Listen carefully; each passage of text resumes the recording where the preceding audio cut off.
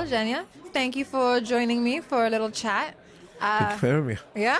Would you like to start by introducing yourself and telling me a bit about what you're doing today in life and in your career? Sure. My name is Zhenya Rozinskiy. I'm an immigrant, a founder, had a couple of my startups in the past, built several startups as part of the team. Now I'm running a company called Mirigos. We're a team augmentation, outstaffing company. Work a lot with immigrants because what we do is, or foreigners, we help US-based companies hire really good engineering talent across Latin America, Europe, Eastern Europe, And interestingly, a lot of our clients are immigrant founders, and they know that it takes the same type of people to go and find really good talent.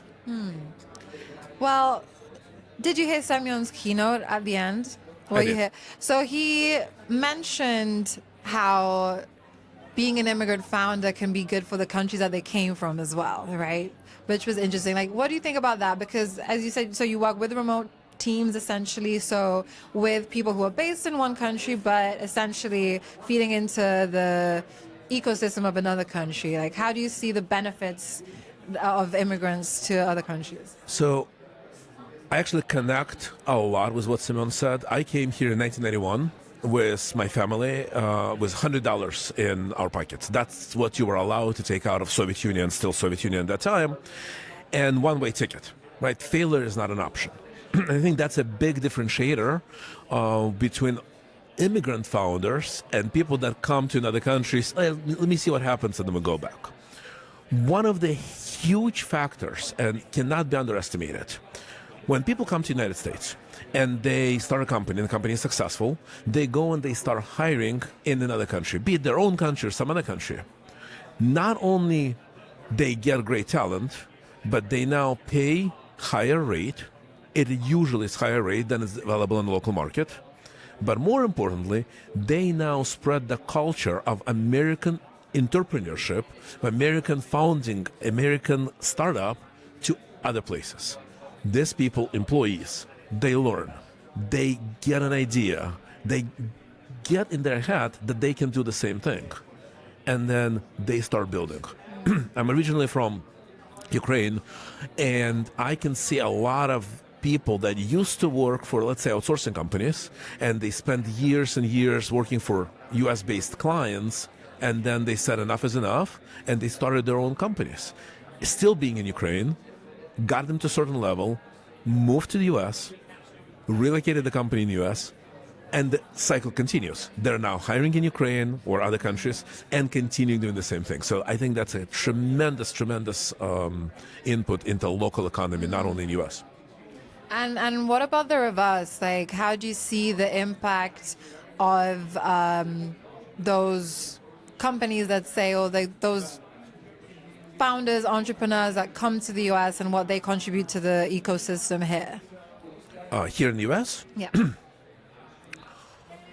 US is an immigrant-founded, immigrant-built country from day one. It's not a question of if, this is what it is. And I think it's very important to keep having people from all over the world bring their knowledge, bring their know-how, being very uncomfortable with the status quo and pushing the limit. A lot of people that have this calm upbringing, right? Everything's good. Do you want to be a founder? Sure, I'll try. But the immigrants that come in, regardless what country they're from, they come in, they have to prove themselves. They have to get something. There's no way to go back, right? There's no, like, this is it. I'm doing this. I got to push forward. So I think it's huge impact. It's definitely a big impact, positive impact on the U.S. I mean, we know so many companies that are household names today are immigrant founders, immigrant CEOs, just run by immigrants. And would you say that your immigrant journey translated directly into your entrepreneurial journey, and in what way? Interesting question. I never thought of myself as an entrepreneur up until, 10 years ago, maybe. I was always a go get it done type of a person. I had jobs, right? I worked for others. I never worked, not sure, I had one corporate job in my entire career. Everything else was startups. And I felt right in. Long nights, no weekends. It just felt natural to me. And I had friends that would go, I don't understand. It's Saturday. Why do you work? And I came up with an explanation, which is not my quote. Somebody else said that. If you love what you do, you never work a day in your life. So I really never worked a day in my life. And then years later, I've already ran my own company. I realized this is who I am. I'm an entrepreneur. And I started noticing it's not just running my business. It's not just that, it's everything. I travel. I'm an entrepreneur. Like, it's the approach that I take. It's all entrepreneurship. Any problem solving, anything. So I guess yes, I just didn't know it. I mean, would you say that the immigrant journey is like building a startup? Is it, in many senses, like people's first startup or entrepreneurial challenge?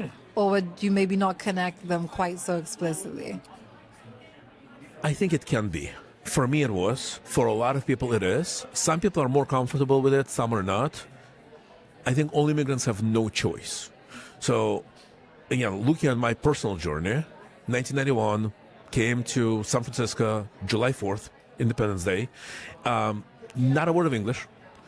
Not knowing what to do, not knowing what to expect, right? You're coming from Soviet Union, very closed country. You don't know. There's no internet. There's no, all we know is the American movies, and even they're not allowed.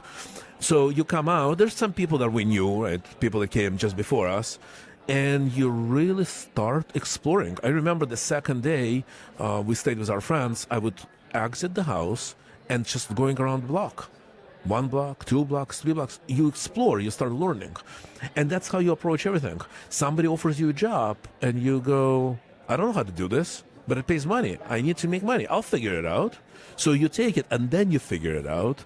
And, education, same thing, right? So you approach almost everything with that idea of you can't fail. You got to push forward. You got to figure that out. So, yeah, I think it's very much entrepreneurial. And to bring it to today and why we're here today, like, how did you find the event? Do you have any thoughts of like what you've taken away from the event? Has it stood out to you from comparable startup VC events, and in what way?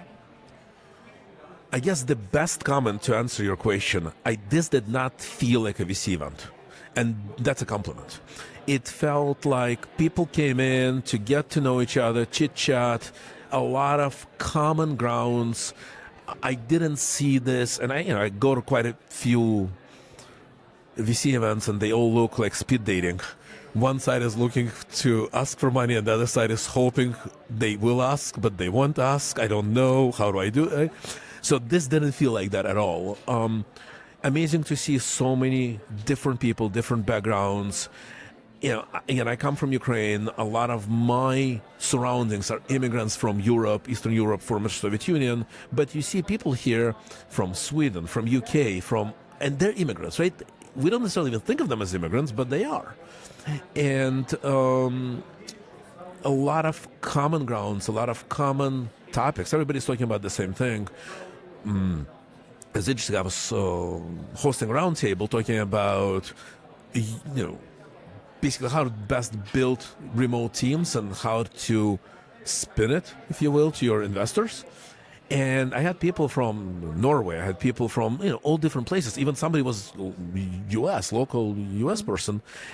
But everybody has the same questions. Everybody sees it the same way or very similar way. So I think it's a great event. I'm excited. Hopefully, have the same one next year. I had a great time, and it was really good. Oh, good. Just on, you said you were hearing people say the same things. Can you pinpoint a couple of those recurring themes that came to you today? I think a lot of conversations that I had was about community and connection. People understand that it takes a connection to know people, right? You and I will talk. I'll mention something.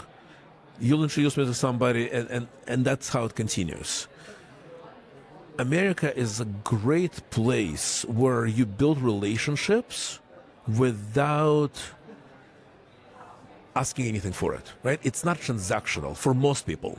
It might be for some, but hopefully it is not. And that's what I've heard today. Everybody, they want connections. They want relationships. They want to get to know people. They want to ask. They want to learn. They want to share their ideas. And that was, I think, the biggest sort of topic that was discussed a lot. And final two questions.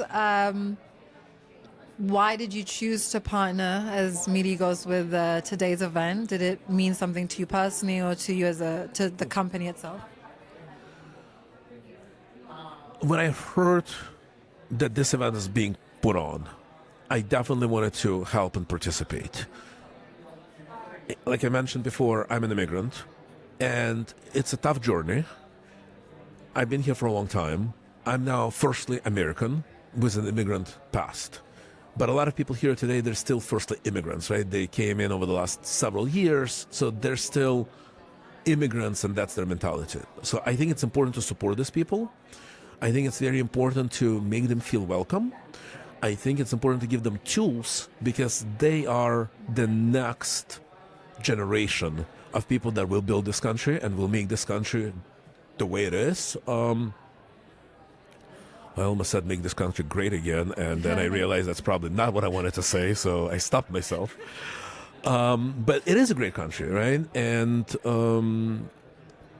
we need to do everything we can to keep this country going and to keep this country being great.